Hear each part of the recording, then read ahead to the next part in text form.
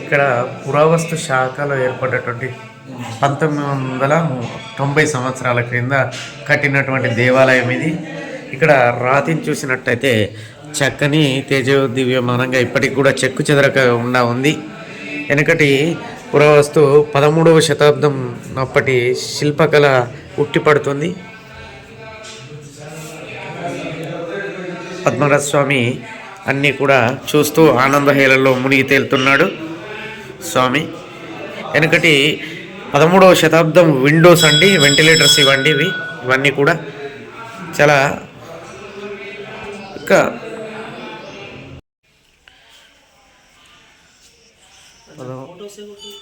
13వ శతాబ్దం నాటి కట్టడాలండి.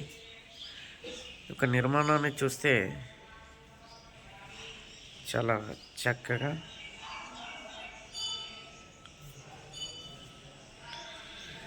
ఉన్నది.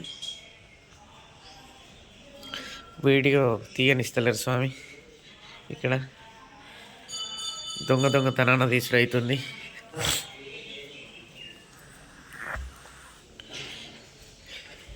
ప్రవేశం లేదు స్వామి. ఇటు మన శివాలయంలోకి వెళ్ళేదే.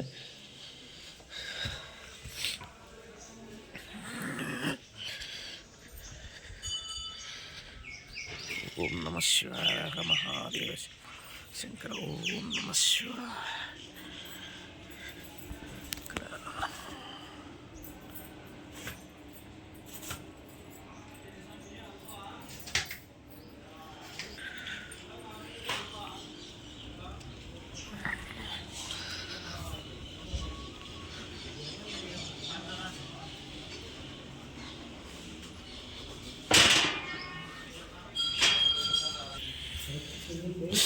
తండ్రి హర మహాదేవ శంభో శంకర. ఓం నమ మమ్మల్ని ఇది మంచిగా ఇట్లా అదండి మా వెనకర 13వ శతాబ్దం నాటి శిల్పకళ నైపుణ్యం పుట్టిపడిలో ఉంది స్వామి. ఇక్కడ స్వామి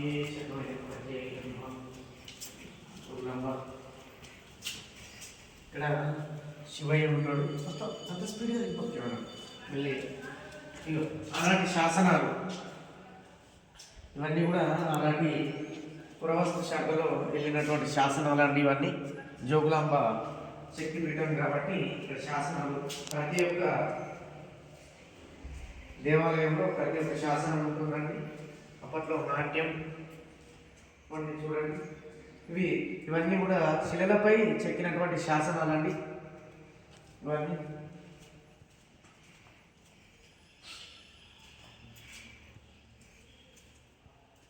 అంతా కూడా 13వ శతాబ్దంలో ఏర్పడినటువంటి టెంపుల్స్ అండి. ఇవన్నీ జోగులాంబ.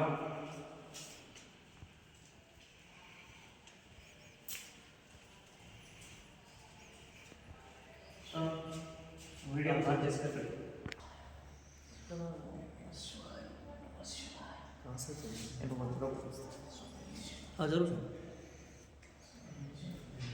ఇవన్నీ కూడా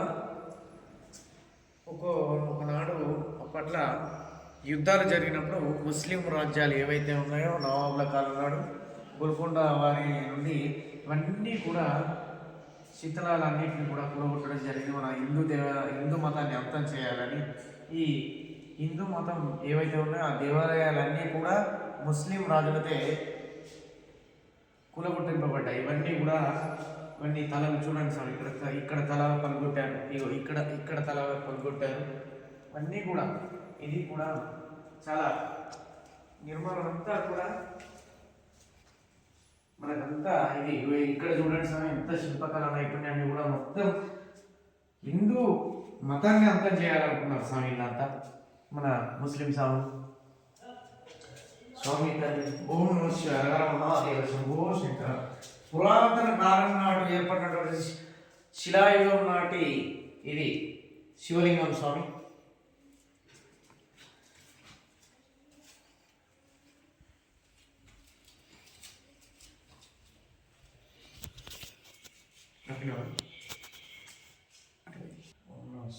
మహాదేవ శంభో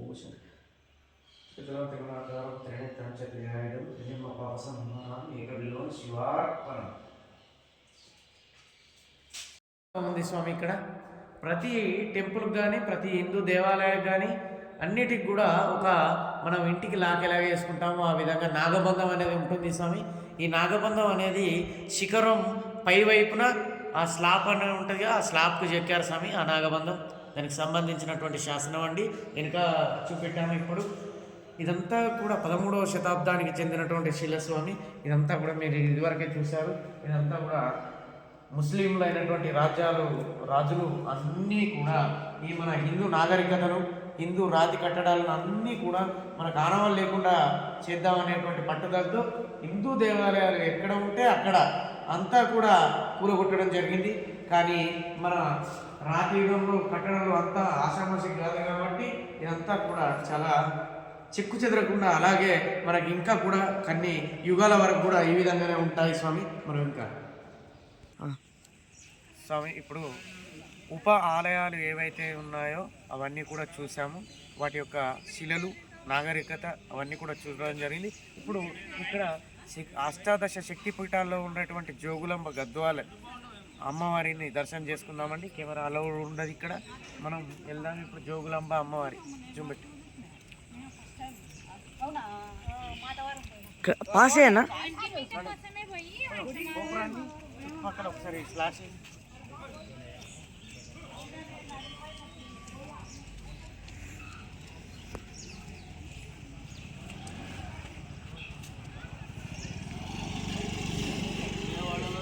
జోగులాంబ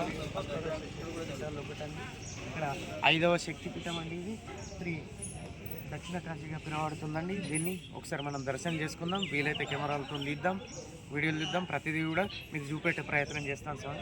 పాస్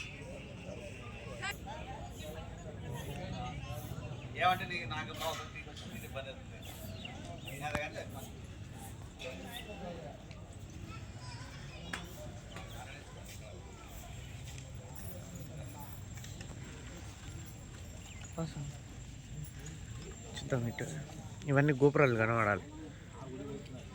ఈ గోపురాలన్నీ ఎక్కడ తెలుసా? ఇవన్నీ కూడా మనం ఒడిస్సా లోపల ఉండేటువంటి గోపురాలు లాగానే ఉంటాయి. జగన్నాథ స్వామి, పూరి జగన్నాథ స్వామి గోపురాలు ఉన్నాయి. ఇవన్నీ కూడా అదే విధంగా ఉంటాయి.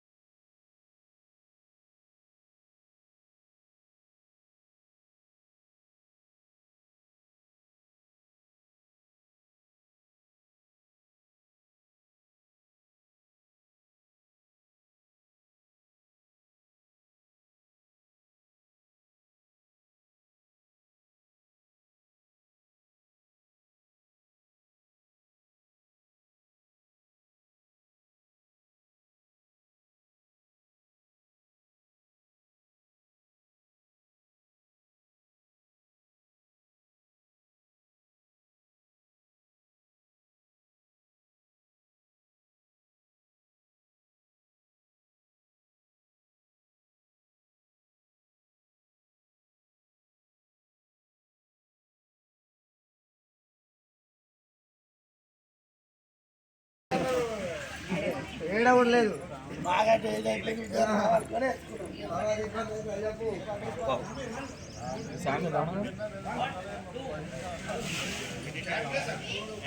Three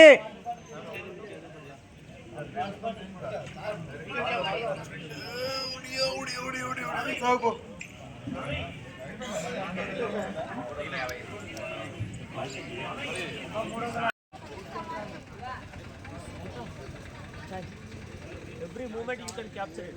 Okay, thank you.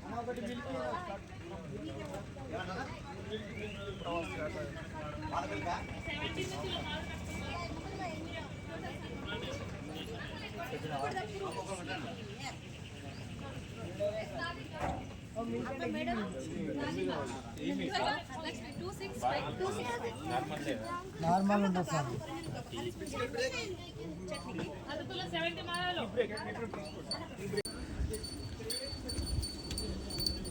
ఇది పైనకి శివాలయం శివుడు.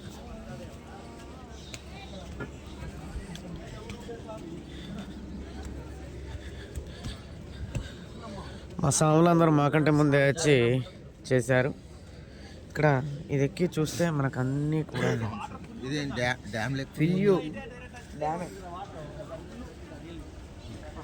ఆలయం అంతా కూడా ఇక్కడ కాదు రాఘవేంద్ర స్వామి స్నానం చేసిండు. అమ్మవారు పంటి భాగం పడ్డా స్వామి, పండ్లు ఉంటాయి కదా అవి పంటి భాగం పడ్డాయి. అష్టాదశ శక్తి పీఠాలలో 5వ శక్తి పీఠం ఇక్కడ ఏర్పడింది. ఇవన్నీ కూడా ఉపాయ ఆలయాల శిఖరాలు. అక్కడ ఉంటాయి మంత్రాలయంలో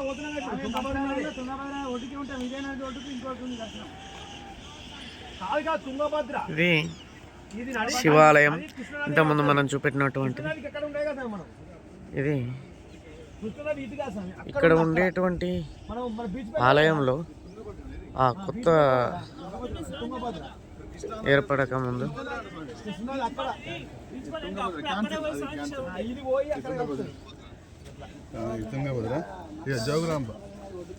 స్వామి శరణం.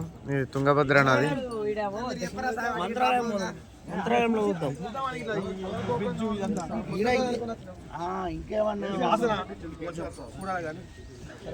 ఏదో ఒకటి దర్శనం అయింది. సప్త నదులు మనకు దర్శనం కావాలి స్వామి, అందులో ఒక దర్శనం చేసుకునే సంతోషం.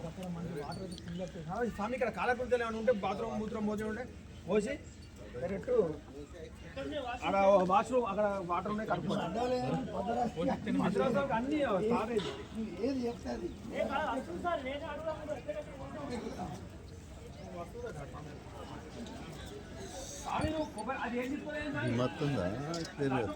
నేనే బ్రైట్నెస్ తక్కువ పెట్టినా సార్. గారి గోశాల, అలంపూర్, జోగులాంబ, గద్వాల జిల్లా.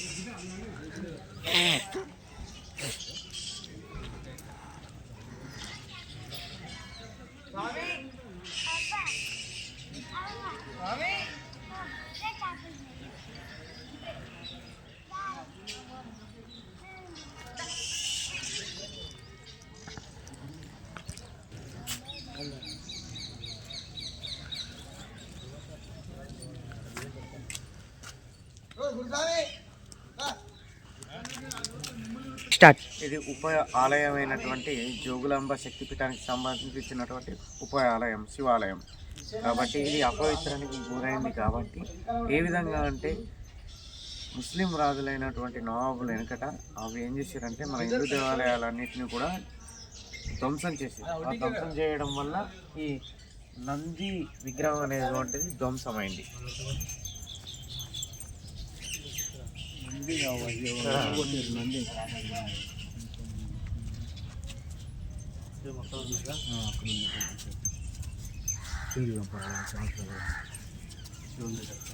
అమ్మవారి యొక్క విగ్రహాన్ని కూడా ధ్వంసం చేశారు. ఇక్కడ చూడండి, ఇదంతా కూడా దగ్గరికి అమ్మవారికి సంబంధించినటువంటి విగ్రహం అంతా కూడా ఎంత అపురూపమైనటువంటి విగ్రహాన్ని కూడా ధ్వంసం చేశారు. ఇక్కడ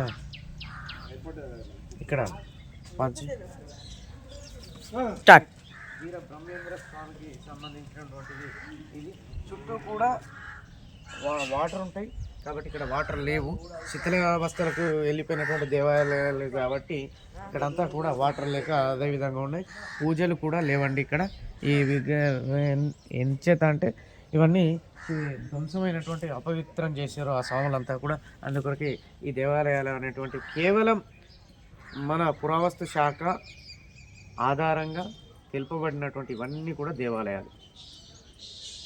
వాళ్ళ యొక్క వాస్తు శిల్పి కానివ్వండి, వాళ్ళ యొక్క శిల్పాలు కానివ్వండి, చెక్కినటువంటి విధానం మనము గుర్తు చేసుకోవాలనేటువంటి ఉద్దేశంతో వీటిలను అదే విధంగా ఉండటం జరిగింది. వాళ్ళు ధ్వంసం చేసినటువంటి జ్ఞాపకాలను మనం ఇంకా గుర్తుంచుకోవాలనేటువంటిది కాబట్టి అగో అదే విధంగా ప్రతి ఒక్క విగ్రహాన్ని కూడా ధ్వంసం చేశారు స్వామి. ప్రతి ఒక్క విగ్రహాలు, ప్రతి ఒక్క శిల్పకళ నైపుణ్యాన్ని కూడా అంతం చేశారు. ఇదంతా ఎంత మంచి విగ్రహం ఉంది స్వామి, దీన్ని కూడా ధ్వంసం చేశారు అంతా కూడా.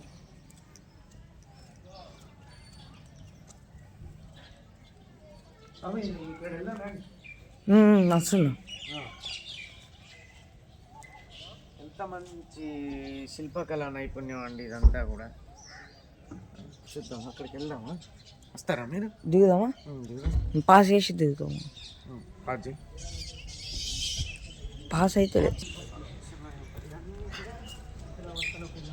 ఆలయాలండి అన్నీ కూడా మనం ప్రశాంతంగా అన్నీ కూడా మీకు చూపించడానికి నేను సకల విధాలుగా ప్రయత్నిస్తాను స్వామి.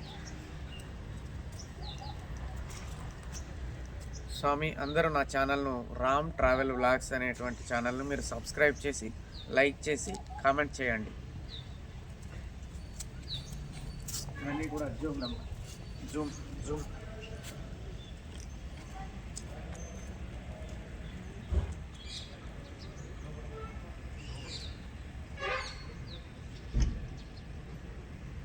అపురూప శిల్పకళను మొత్తం కూడా అర్థం చేశారండి.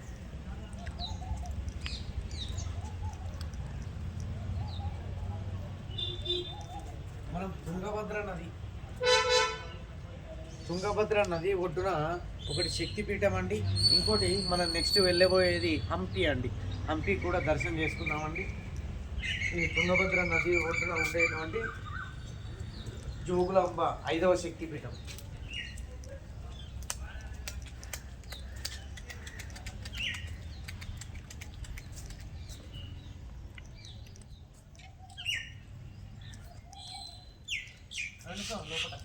అవసరమే.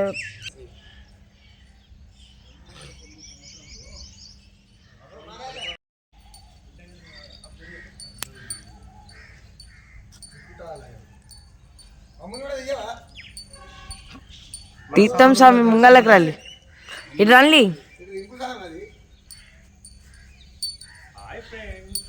నమస్తే స్వామి శరణం. కాలు పెట్టి ఎట్లా పడితే అట్లా, ఎక్కడ ఏదైతే అక్కడ అన్ని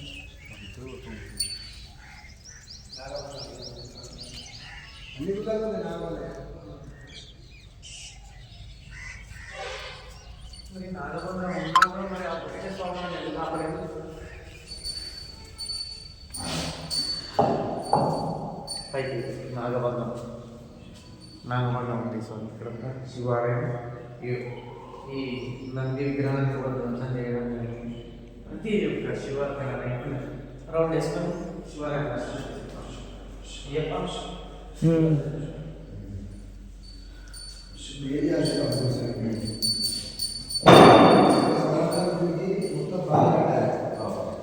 జగిత్యాల జిల్లాలో ఉండేటువంటి గొల్లపల్లి మండలానికి సంబంధించిన మల్లన్న దేవుని దగ్గర ఏ విధమైనటువంటి ఆలయ కట్టడాలు ఉన్నాయో అదే విధంగా కూడా అదే శిలకు సంబంధించినటువంటి రాయ శిల్పాలతో ఇక్కడ జోగులాంబ తుంగభద్ర నది ఒడ్డున జోగులాంబ ఉప ఆలయాలు కూడా అదే నిర్మాణం చేపట్టడం జరిగింది. పైకి పెట్టండి.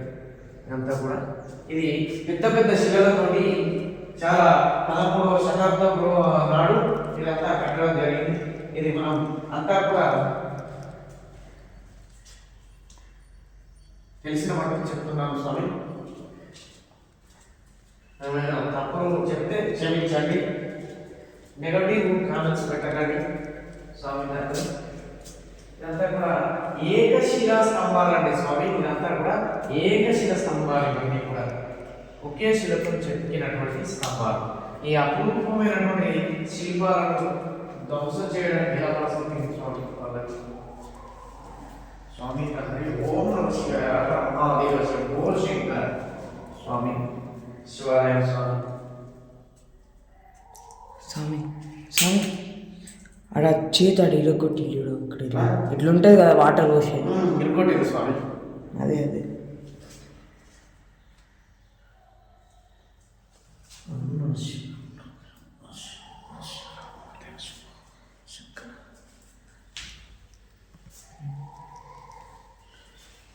Oh shit.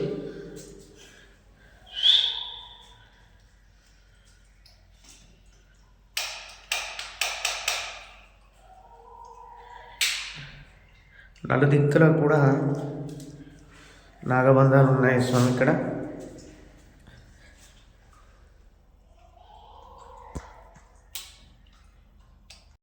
ప్రస్తుతం మనం తిమ్మాపూర్లో ఉండేటువంటి రామాయణం దగ్గర దర్శనం చేసుకొని బయలుదేరడం జరిగింది.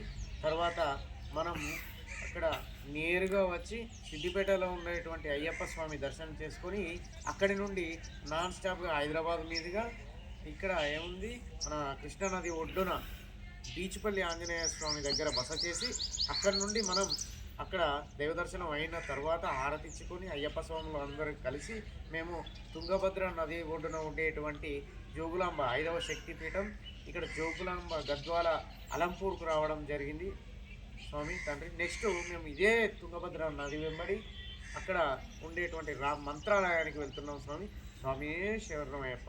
మా ఛానల్ను లైక్ చేయండి, కామెంట్ చేయండి, సబ్స్క్రైబ్ చేయండి. ఇక్కడ ఇట్లా పైకి పిస్తున్నా కదా అది కెమెరా నాగబంధనం పైకి పిచ్చినప్పుడు ముంగల వీళ్ళే ముంగలకి వచ్చేసరికి తక్కువ తాకింది అది సడన్గా.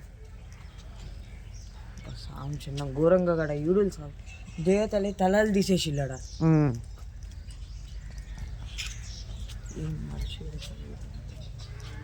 దీనిలో కూడా ఏమున్నాయి సార్ ఉపాలయాలు ఇవన్నీ. దీనిలో ప్రతి ఒక్క రాతికి ప్రతి ఒక్క శాసనం ఎవరు కడుతుర్రు, ఎందుకు కడుతుర్రు, దే రకంగా కడుతుర్రు అనేది ప్రతిదీ కూడా ఉంటుంది. ఆ శాసనం అనేది అది దేవనాగర లిపి లోపల ఉంటుంది. దీనిలో కూడా శివుడే. అన్ని ఉపాలయాలు అన్నీ కూడా శివుడే. శక్తిపీఠాలు అన్నిటికీ శివుడే ఉపాలయాలల్లా, వేరే ఉండరు.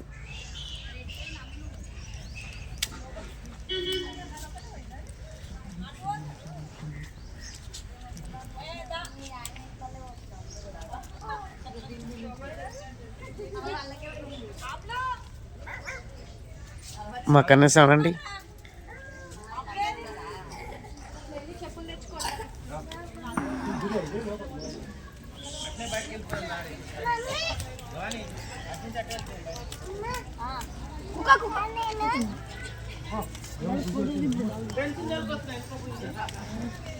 శక్తిపీఠం వద్ద ఉండేటువంటి అన్నీ కూడా శివుని యొక్క వివిధ రూపాల్లో ఉండేటువంటి ఆలయాలు స్వామి, ఉప ఆలయాలు.